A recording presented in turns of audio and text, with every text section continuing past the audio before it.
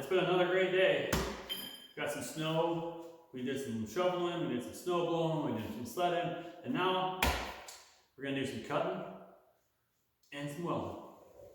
All right, I've kind of jumped ahead a little bit, as you might have already seen, and got two things going on here. One, I originally thought I'd put a plug in here for a little bit extra support. And then I could stick this guy on, and we've got it. But as you can see, doing that, it wants to just follow the line of the frame it currently is. And this, if we were building a bobber, but we're not.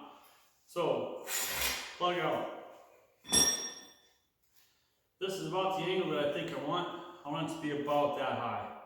And a couple of reasons why I want to do this. I want to give myself the opportunity to be able to build an undertail exhaust, if that's the way we decide. And if not, we're just going to have a nice exposed rear end, I guess. But anyway, I kind of want that. Before I took the rear end off this, we were 4.5 inches above the tire at the lowest point. So I think if we get our up to about 8, I don't think that's going to look too bad, and it will give us room to stick some stuff underneath there. This angle I just guessed at. If I stick it up here again, kind of like this, I think if we had a level coming across where this tank mount is to this point, I think we're going to have this pretty symmetrical V. Then we can build the seat and stuff inside here. So, doing it this way, I don't know if I really trust anyone's weld per se, let alone mine, if it's only just this weld here. I really didn't want to have any supports coming up. I thought having that plug there would have been perfect, because obviously, even if it wasn't welded, it's not going to fall through. If it fell through, it's going to fall onto that plug. And that's not going to happen now. So, I use my other leg here to demonstrate this. We need to have a brace that I think I want to have come from about there to here, as minimum as we can. Let's see if I can do it this way so we can kind of see the pieces best. Something maybe like that, maybe. I know this is really rough, but with that comes two problems. One, we got a seam right here from the factory, how they built this for strength. So we've got to notch that. Really probably isn't going to be that bad. Gives me a little extra welding surface anyway. And the big problem is going to be how this meets up to this line. I need to figure out somehow to cope that to some level of degree where it's not such a huge botched up mess. That's going to be a trick. I don't really know how I'm going to do that yet, but I'm going to try to sort it out. The key thing that we're going to work on right now is we're just going to get this tacked up, see if we can't get some measurements to see what these legs need to be, and we'll just kind of get into it. I don't know where this is going to take us. Hopefully we get a reasonable result, and then from there we can weld it all up nice and tight. Like a lot of people do, I'm not going to do this. I'm not going to do a hoop in the back. I'm just going to have it go straight back. I'm going to do a piece of bar stock going across the back to mount the taillight that I got. Haven't 100% figured out how I'm going to do the seat yet, but we got to get this step done first before we can move on to that. So with that, let's get into it.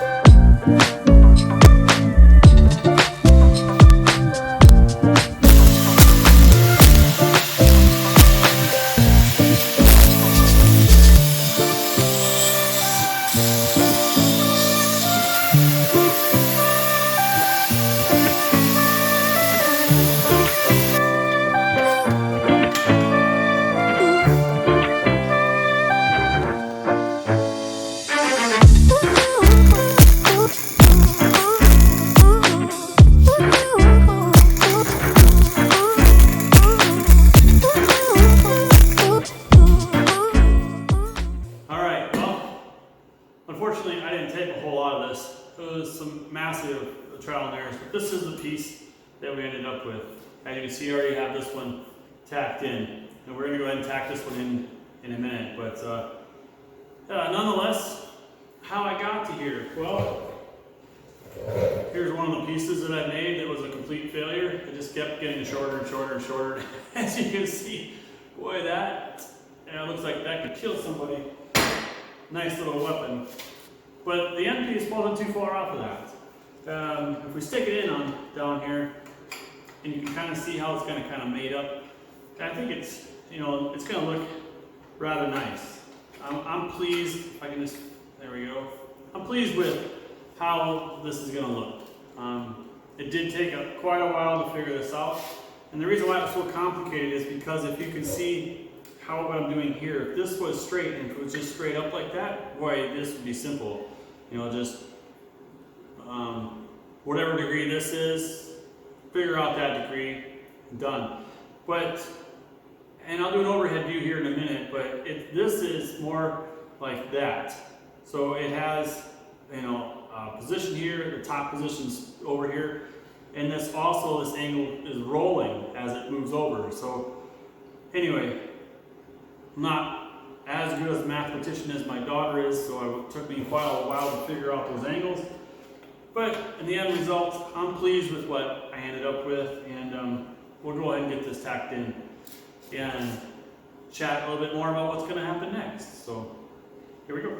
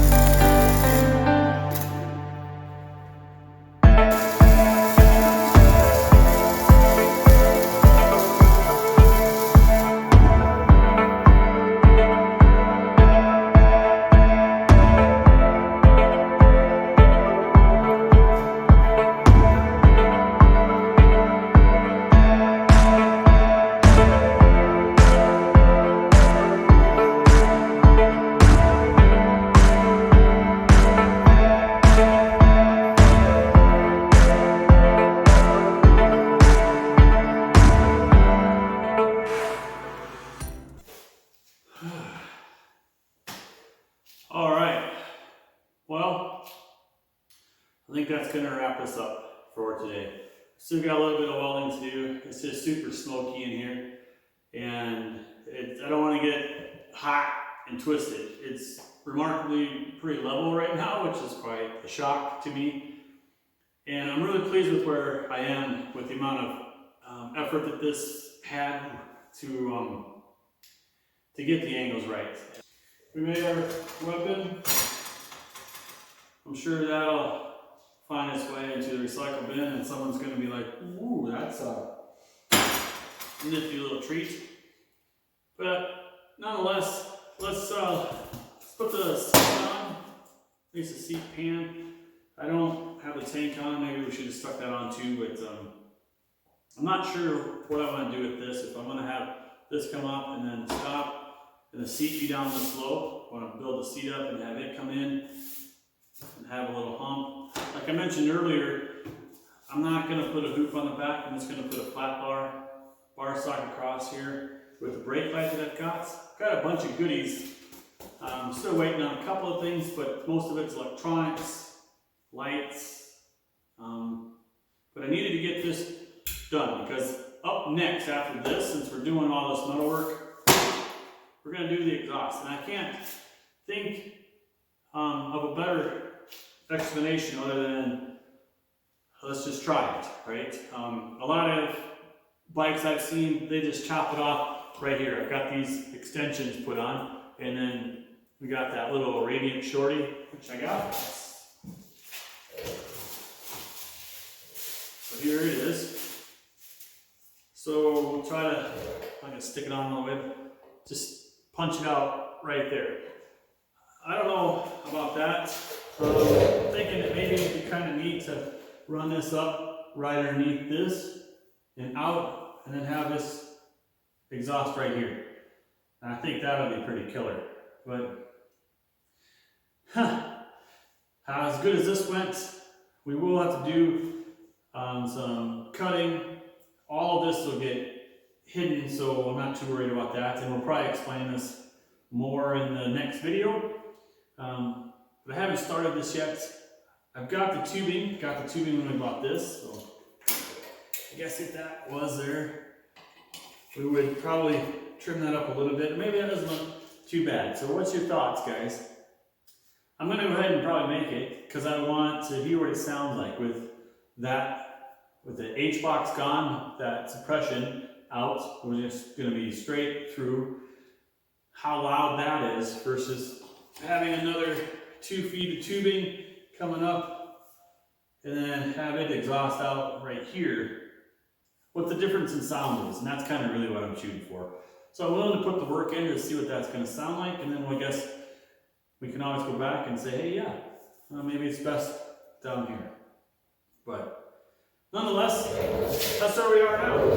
And yeah, if you like what you see, guys, hit that subscribe button, like, comment.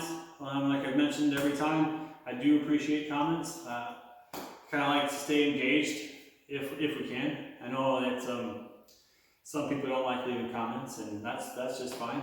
I do appreciate you sticking with me, and if you like what you see, hit that subscribe button. So, till next Wednesday, have a good night, guys, and we'll see you in the next one.